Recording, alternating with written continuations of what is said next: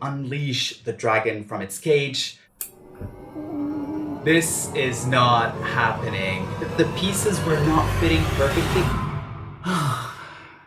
Big mistake.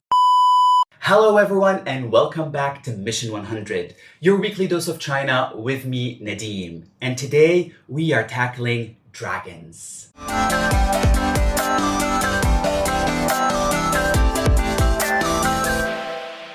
You can't spell China without dragons. I mean, technically you can, but what I'm trying to say is that the image of the country is so intertwined with this legendary creature. The dragon is an integral part of Chinese culture and sits at the heart of its mythology and many of its folktales. And it just so happens that the dragon also holds a special place in my heart because my Chinese name is Long or Dragon. It was given to me just as I arrived into China years ago by a complete stranger, and it was the first concrete step of my immersion in this culture. And that was long before I fully understood the relationship that China has with dragons, or the fact that Jackie Chan's Chinese name is Chenlong and Bruce Lee is Li Xiaolong. Both have dragons in their names. But that's not what this video is about. This video was actually inspired by this. And no, this is not a sponsored ad. This is a 3D puzzle of, you guessed it, a dragon. I bought it on a whim years ago, I think 3 years ago, and I thought I was gonna solve it right then and there.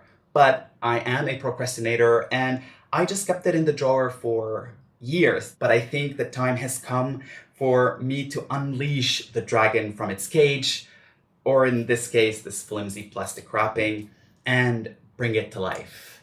This has 165 pieces, they say, and it does come with a step-by-step instruction on how to build this wooden dragon, but they don't tell you how long it's going to take. So the plan is for me to fast forward the process, and I will be checking in with you every once in a while to tell you about the progress and share some stories, some facts, some stuff that I know about dragons that you may or may not find interesting. Let's get started.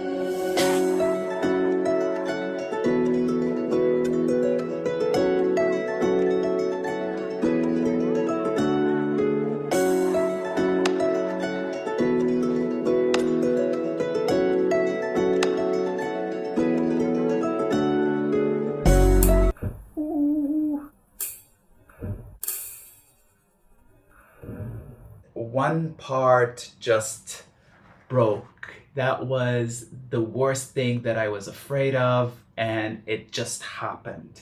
I think I was going a little bit too tough on it as I was trying to jam these pieces together, and I'm hoping that it doesn't really affect the whole design, but I'm just gonna continue powering through it and hopefully the damage is not that severe.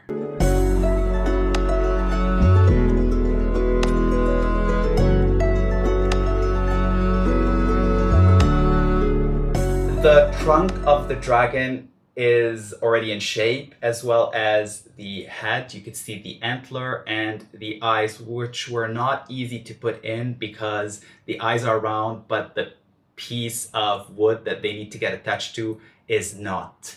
But we made it work somehow. And now to the first bit of trivia, and it is about perceptions of dragons. So different cultures have envisioned and interpreted dragons in different ways, but I think that the general idea that people have of dragons is that they are these lean, mean, killing machines. They have wings, they breathe fire, they wreak havoc, but not the Chinese dragon. The Chinese dragon is a majestic creature. It is a creature of benevolence, of intelligence, of nobility, and good fortune. It is not to be killed, but celebrated. And this is why the dragon was the emblem of the imperial court, and only the emperor was allowed to wear clothes with the dragon motif on it. And you see the dragon in all sorts of Chinese cultural elements, from architecture to the Chinese zodiac, to the Chinese festivals like Chunjie or Spring Festival with the dragon dance, and Duanwu where boats race but the boats are shaped like dragons. And now let's get back to work. Fingers crossed, nothing breaks.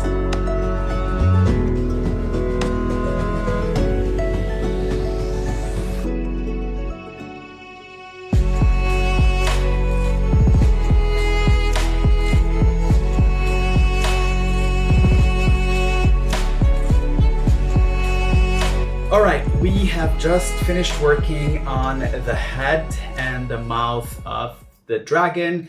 We've given it whiskers, we've given it a little bit of a beard and some ridges on its beak, nose, whatever the dragon has.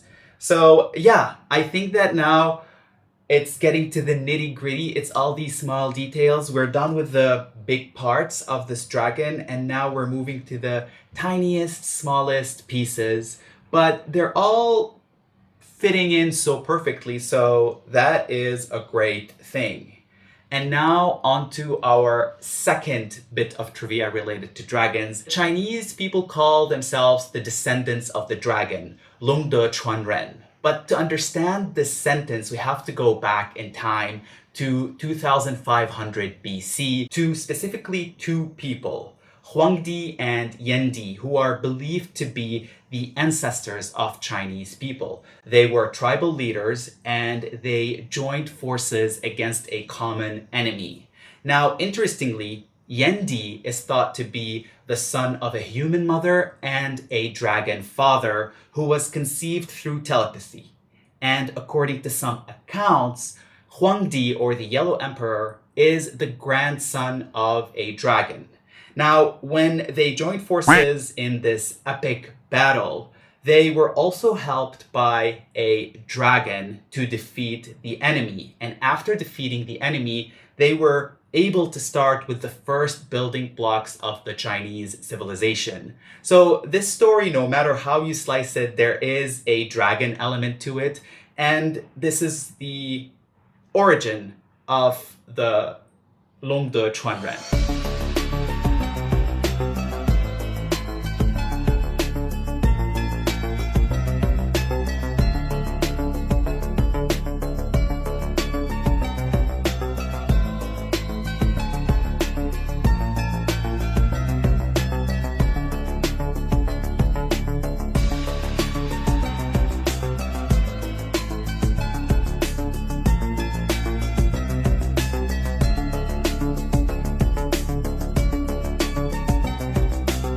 So I thought that I was on the right track. I did the belly of the dragon, putting all these scales, and they were only lettered C. There was no number to them, so I didn't have to worry about fitting the right piece in the wrong place. And then I moved to the scales on the back of the dragon. The pieces were not fitting perfectly. I was just doing it randomly. I was like, well, it has to be the same as the bottom. It wasn't the case. And it wasn't until I finished this whole line of scales that I realized on the other that if I put the piece in the wrong place, it would just be either jagged or it wouldn't be just like the same height. And so this is a problem, and now I have to undo what I've done. And in the puzzle maker's defense, they did number the pieces of the scales on the top. So they have from 1A to 40A. And I just decided to bin that and go rogue. Big mistake. So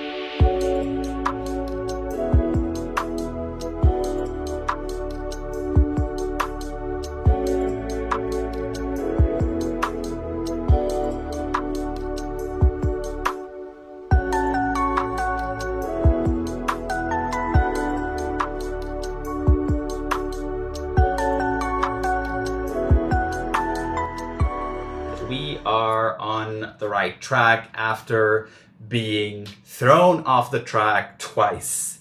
It is shaping up to be a pretty nice dragon with all these scales and the protruding mustaches and this fiery tail. So it's quite nice. The only thing that is missing right now are the feet. And now onto our third trivia bit related to dragons. The Chinese dragon does not breathe fire. It is associated with a different element, which is the water. It has control over water bodies, seas, rivers, waterfalls, as well as water-related phenomena like rainfall and storms, which made it of great importance for Chinese people because the Chinese society historically and traditionally is an agricultural society. So farming requires water, and if the dragons can control water, then we need them on our side. And this association between dragons and water permeated into everyday lingo because in Chinese, the word for faucet is shui long tou, which is the water coming out from the dragon's head.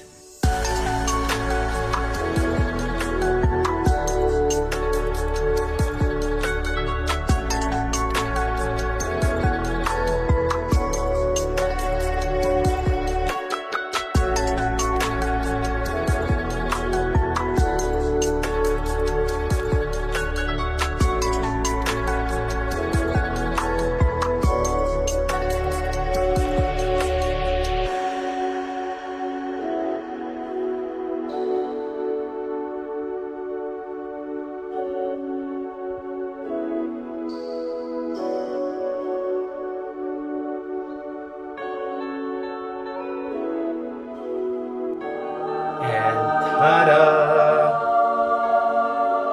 It stands. Look at it. This is so beautiful and it has been so satisfying building this. I am not a handyman, but it feels good to work with your hands on a project and finish it from A to Z. If I knew this is going to be so much fun 3 years ago, I would not have slept on this dragon. It's so pretty. I can't get past how perfect it is.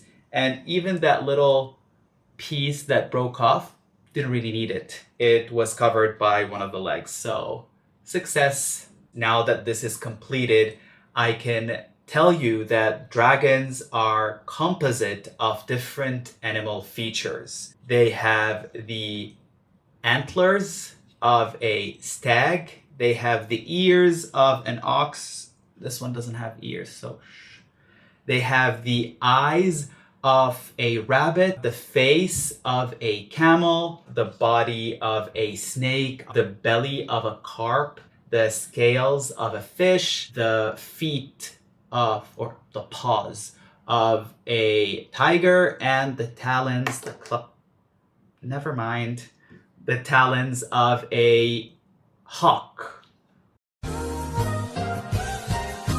This is our episode for the day. To me, it was satisfying despite all the mishaps along the road. But honestly, looking at the result, I could not be any happier. I hope you guys enjoyed this episode. You've learned something new from me and this wooden long. I tell you, 再见.